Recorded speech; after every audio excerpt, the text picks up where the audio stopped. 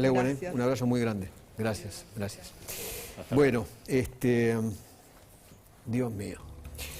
¿Está Fargosi en línea? Doctor Fargosi, ¿qué tal? ¿Cómo le va? ¿Qué tal? ¿Cómo le va, doctor Feynman? Bien. Bien es una forma de decir, qué sé yo. Sí, esto es terrible. Yo escucho estas cosas y no logro acostumbrarme, pese a que son miles de casos por año, ¿no? Claro, claro. Cada historia que hemos tocado, a uno se le parte el alma en mil pedazos. Me gustaría que hablemos de la edad de inimputabilidad de los menores. ¿Qué hay que hacer según su saber entender? ¿Bajarlo? ¿A qué edad? El tema tiene una solución distinta prácticamente en todos los países del mundo. Hay distintos escalones que son aceptados por tal o cual país, hasta escalón cero, como en el caso de Inglaterra. Es un tema muy opinable, nadie tiene la verdad, pero la realidad es que uno de los hijos de la víctima lo dijo, y es un delito de mayores, tiene que tener pena de mayores. Pena de adulto, delito de adulto, pena de adulto. El mundo ya lo determinó de esa manera, es lo más fácil.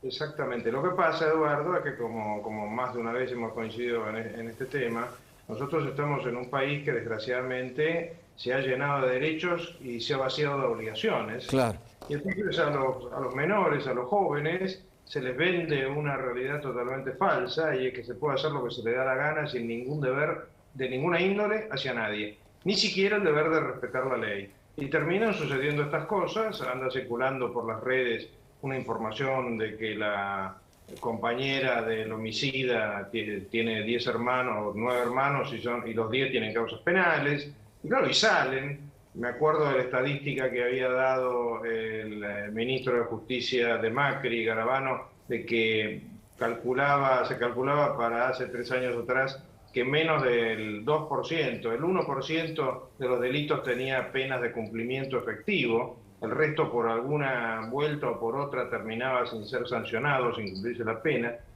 Y pagamos las consecuencias de esto las pagamos con un promedio de 8.000 muertos o 7.000 según el año, pero anda siempre en ese orden de magnitudes, en hechos violentos. Esto es una barbaridad, nos puede pasar a cualquiera de nosotros.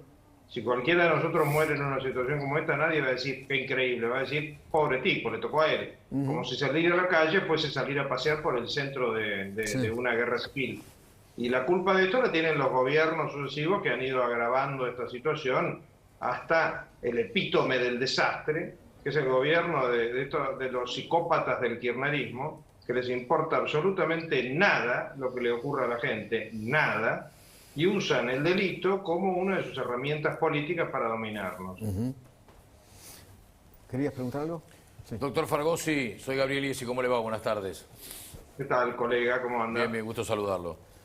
Yo creo que, y me gustaría conocer su mirada, a mí el caso de Roberto Sabó, por supuesto que me enternece, me preocupa, es una tragedia, pero me preocupa mañana, me preocupa dentro de 10 minutos. Me preocupa un país que en el año 2000 había 37.000 presos, hoy hay 100.000. Un país donde 4 de cada 10 presos es analfabeto. Un país donde 78% de los presos no quiere trabajar en los penales. Creo que las cárceles reflejan una realidad social. Las cárceles son una realidad social de detenidos que después salen. Por eso hago hincapié en esto, lo vengo haciendo hincapié desde ayer.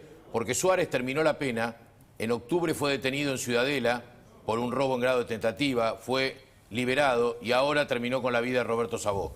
Entonces me gustaría conocer su opinión de qué hacer con la reinserción famosa, resocialización famosa de las cárceles. ¿Qué hacer con todos estos detenidos que hoy son 100.000, eran 30.000 hace unos años, y el crecimiento de los delitos ha sido exponencial, pero también ha sido exponencial el crecimiento de los presos? Entonces la ecuación es más presos, más delitos. ¿Cuál es la mirada suya al respecto? Yo parto de una premisa básica. Bueno, primero trato de copiar ideas del resto del mundo, porque no existe un cerebro argentino. O sea, los argentinos somos iguales al resto del planeta, y una de las cosas que enseña a analizar el resto del mundo es que la pobreza prácticamente no tiene nada que ver con el delito. Terminemos con ese mito de que esto es culpa de la pobreza, etcétera. Si eso fuese verdad, los países que son más pobres que nosotros serían literalmente campos de batalla. Y no es así, ni nunca fue así. El delito se calcula entre el 1 y el 2% de la población. El tema es que las penas, también pese a lo que dice el garanto abolicionismo de algunos penalistas, las penas también disuaden a los delincuentes. Aunque más no sea, y usted lo sabe muchísimo mejor que yo por su experiencia, que es mayor en este tema, no por edad, aunque más no sea por el agravamiento de las penas por portar armas, cuando los delincuentes saben que el estar armados los puede condenar a penas mucho mayores, roban como robaban antes sin armas, ¿correcto? Esto tiene también dos características. En Alemania, si no me falla la memoria, el índice de reinserción exitosa en la sociedad no supera el 40%. ¿Por qué? Porque recién hablaba de los psicópatas en el gobierno, también hay psicópatas en las calles, psicópatas, sociópatas, distintas taras de personalidad que hacen que las personas no se sientan limitadas por la ley. Esto es inevitable y la única cura es la que marca la Constitución, dar seguridad a la gente decente a través de meter en la cárcel a la gente indecente, a los que violan las leyes con determinados grados de seriedad, de brutalidad.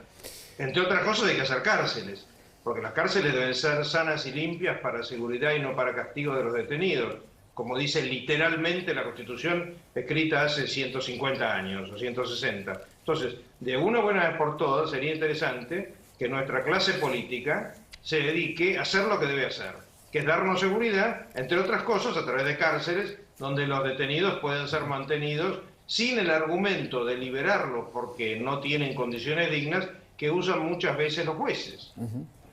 Todo esto lo venimos viendo, o sea, llega un punto, nosotros tenemos más o menos las mismas edades, los tres que estamos hablando en este momento, ¿sí? Llega un punto en que uno escucha el mismo argumento desde hace 20, 30, 40, 50 años, y lo único que hemos logrado es que aprendimos a contar muertos. En 50 años multipliquemos, lo hacemos bajo, por 5.000 muertos en hechos violentos por año. ¿Qué suma nos da? Esto es una salvajada de la cual son responsables todas las personas que han desempeñado el gobierno en la Argentina, en distinto grado, con el tope del kirchnerismo que tiene personas como Frederick, como Aníbal Fernández, etcétera, ¿no? Gracias, le agradezco muchísimo, doctor. Abrazo grande. Gracias a ustedes. El doctor Alejandro Fargosi. ¿Podés poner la foto que te acabo de mandar? Porque mire que hoy, mire la